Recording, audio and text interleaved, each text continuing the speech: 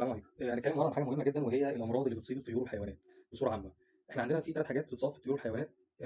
عندنا أمراض تنفسية، أمراض معوية، أمراض جلدية، ده بصورة عامة. طبعًا في أمراض تانية بتصيب بعض السلالات وبعض الحيوانات زي مثلًا في العظام، في حاجات زي كده، وإحنا بنتكلم دلوقتي بندي فكرة عامة عن إيه هي الأمراض اللي بتصيب الطيور والحيوانات. طيب بالنسبة للأمراض التنفسية، خلاص دي بيبقى أغلبها فيروسات، مش كله يعني، في بعض حاجات ولكن الأغلبية العظمى فيروسات. طيب أنا النهارده دلوقتي هل هي ليها علاج؟ الأغلبية العظمى لأ، لأن أنت دلوقتي بالنسبة المصل أو اللقاح اللي أنت بتديه ده هو بيبقى صورة مصغرة من الفيروس نفسه، بتديها أنت للطائر أو للحيوان عشان خاطر إن أنت بتعرّف الجهاز المناعي بتاعه على إن على الفيروس دوّة، بحيث إن هو لمّا ييجي له يبقى عنده سابق خلفية ويقدر إن هو يهاجمه. يعني بالبلدي كده أهوّة، اعتبر أنت النهارده مثلًا في بتصارع حد أو بتتخانق يا سيدي مع حد والّا بتتعارك عشان خاطر إخواتنا اللي من وجه بحري، تمام كده أهوّة. فلو أنت داخل تتخانق مع حد أو تصارع حد أنت عارفه أو عارف إمكانياته وحدوده والكلام ده كله، حتى لو عندك خلفية فأنت نوعًا ما تعرف تتعامل معاه. إنما لو حد أنت أصلًا ما تعرفوش خالص والدنيا بالنسبة لك مبهمة، فهو هنا ممكن يخش إن هو يبيدك، إلا طبعًا لو أنت جهازك المناعي أو قوتك أفضل منه.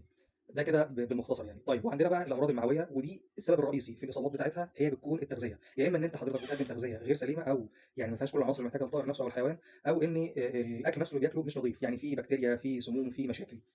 ده بالنسبة للأمراض المعوية بصورة عامة. والحاجة الأخيرة الأمراض الجلدية، ودي بتكون نتيجة عدم النضافة. يعني حتى الناس اللي بتربي حمام والكلام ده كله يعرفوا، تلاقي مثلا واحد يطلع عنده زرارين حمام لو ما بينضفش تحتيهم تلاقي الحمام بيحصل فيه يطلع له كده حاجة حشرة كده صغيرة، دي بتبقى سببها أصلًا الأساسي هي عدم النضافة. طبعًا الزلوبة لسه ما بيعرفش يتحرك فبيعمل حمام في مكانه، تراكم الحمام دوّة في الآخر بيعمل الحشرة اللي أنت بتشوفها ديّة. وفي طبعًا حاجات برضه، في ناس في بعض الطيور والحيوانات بيحصل لها الحساسية وحاجات زي الجرب مثلًا في الحيوانات. طيب المضمون ده كله في الآخر إيه اللي أنا عايز أوصله لك؟ اللي أنا عايز أوصله لك إن طول ما أنت بتهتم بالجهاز المناعي للطائر أو الحيوان، وبتهتم بالتغذية السليمة اللي هي يعني تركيبتها متكاملة، فيها بقى فيتامينات وبروتينات وأملاح معدنية وكل حاجة محتاجها الطائر، وكمان بتنشط البكتيريا النافعة وبتزود البكتيريا النافعة عند الطائر أو الحيوان، وبتحطه في بيئة مناسبة ونضيفة.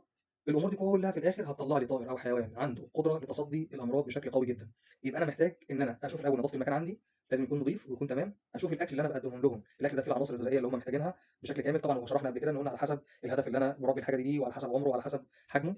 وطبعًا تبقى الحاجة نفسها، الأكل نفسه اللي أنا باقدمه أكل نضيف، لأن في ناس ما بتهتمش بالقصة دي، في ناس ممكن ترمي الأكل ويبقى الحيوان أو الطائر بيعمل حمام عليه ويرجع ياكل منه، طبعًا دي هتعمل لك بلاوي يعني.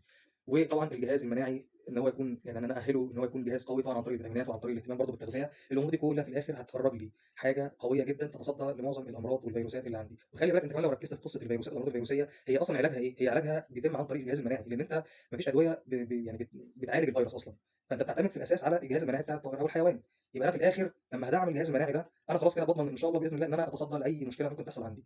فعشان كده بنقول المختصر المفيد بالنسبة للقصة دي كلها هي الرعاية، والرعاية دي زي ما وضحت قبل كده هي قايمة على حضرتك أنت كمربي. أهم حاجة الرعاية، هي ده دورك أنت كمربي. طول ما أنت بتراعي الحاجة كويس، بتختار لها التغذية السليمة، التفاصيل بتديها بقى فيتاميناتها، أملاحها، طبعًا البكتيريا النافعة بتضبطها في الجهاز المعوي، الكلام ده كله إن شاء الله بإذن الله يعني هتتجنب حدوث أي مشاكل صحية. ربنا يعني يسترها عليكم وعلينا وعلى كل واحد فينا.